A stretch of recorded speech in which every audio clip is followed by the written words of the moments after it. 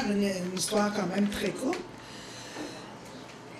moi, depuis l'âge de 2 ans que je vois les anges, j'avais 2 ans quand j'ai commencé à les voir. J'ai failli me noyer à l'âge de 2 ans. Et puis, je pense qu'on m'avait poussé dans le, on appelle ça, je pense, une petite rivière ou je me souviens pas comment, une petite carrière. Et puis, j'ai vu une dame illuminée, puis c'est elle qui m'a tenu la main, puis elle m'a dit « Fais-toi-en pas, ta maman s'en vient te chercher. » Et effectivement, ma mère est arrivée parce qu'elle me cherchait, évidemment.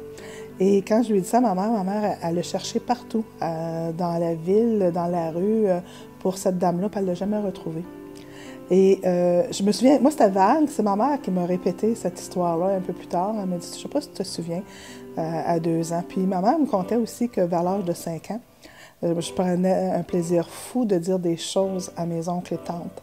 Je leur racontais des histoires, mais sur leur vie. Puis elle disait, comme j'étais pas grande, pour être à la hauteur de la situation, j'allais chercher le bottin téléphonique et je m'assoyais dessus. Et puis là, je leur racontais toutes sortes de... J'avais 5 ans, 5-6 ans. Puis là, je racontais toutes sortes d'histoires, que là, je voyais une voiture, puis que là, mes amis disaient que la voiture pourrait être bleue. Fait que moi, je les ai toujours appelés mes amis. Et effectivement, bien, c'était possiblement... ils sont toujours nommés en étant comme les êtres de lumière. Et c'est peut-être dans ma trentaine, trentaine, que j'ai réalisé que c'était les anges. Mais eux se donnaient toujours nous sommes les êtres de lumière, nous sommes des êtres de lumière. À 12 ans, les anges me disaient qu'un jour, j'écrirais sur eux. Et j'étais très fière à 12 ans, disant à mes amis, un jour, je vais écrire sur les anges. Puis mes amis de ce moment-là me disaient, Joanne, pourquoi écrire sur les anges? Tu pourras peut-être trouver un autre sujet autre que les anges. Mais pour moi, c'est important. J'avais même aussi mon grand-père. Je me souviens, j'avais peut-être 4 ans, 5 ans, dans ces âges-là. Mon grand-père devait quitter pour aller avec sa conjointe à l'extérieur de la ville, en voyage avec des amis. Et moi, je me souviens d'avoir fait une crise en lui disant « Non, non, non, je veux pas que tu t'en ailles. » Et dans mon langage d'enfant, je disais que tu pas avoir du mal, des bobos sur la tête. Et puis, c'était vraiment la crise totale. Et mon grand-père a décidé de rebrousser chemin et de ne pas aller en voyage. Et il a dit « Je vais attendre qu'elle soit couchée, puis je partirai. » Alors, il est resté avec moi, puis là, j'étais toute fière, là, parce que je disais que j'étais contente. Et au moment de son départ, il y a eu un téléphone disant que les couples avec qui il devait aller sont arrivés à un grave accident. Et mon grand-père, s'il aurait été assis à l'avant, possiblement, je pense qu'il n'aurait pas été... il n'aurait pas pu continuer la route parce que la dame, je pense... Je me souviens pas si elle est décédée sur le coup ou elle était gravement blessée. Et c'est à ce moment-là que ma mère et ma grand-mère ont décidé de m'amener voir le curé. Parce que même à l'âge de 2 ans, avec l'histoire de la femme de lumière, avec mes amis, quand je parlais tout le temps de mes amis, fait qu'ils m'ont amené voir le curé, dont le nom, je m'en souviens tout le temps, parce qu'il s'appelait Bouboule. Il l'appelait Bouboule Trudeau, je pense qu'aujourd'hui, il est décédé.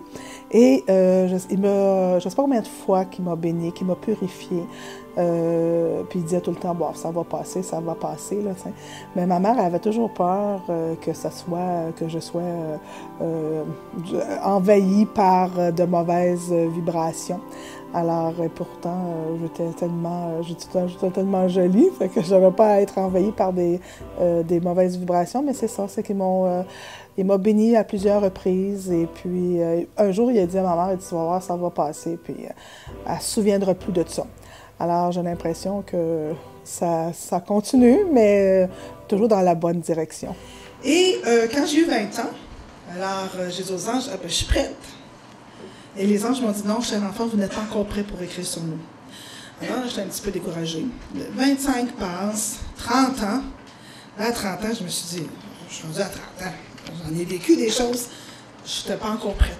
30, 35, 40. D'un moment donné, je me suis dit, bon, ils m'ont oublié. C'est totalement, oublie ça, ça ne marche pas.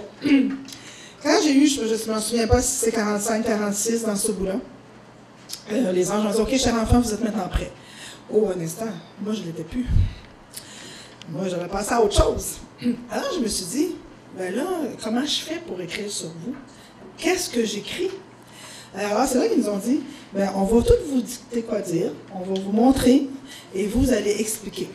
Et ça a pris quand même plusieurs années avant que je parvienne à écrire sur eux. Effectivement, la Bible des anges a vu le jour. J'avais peut-être 45 ans, 46 ans. Et puis elle connaît un succès phénoménal. Alors, j'ai été bien guidée, disons.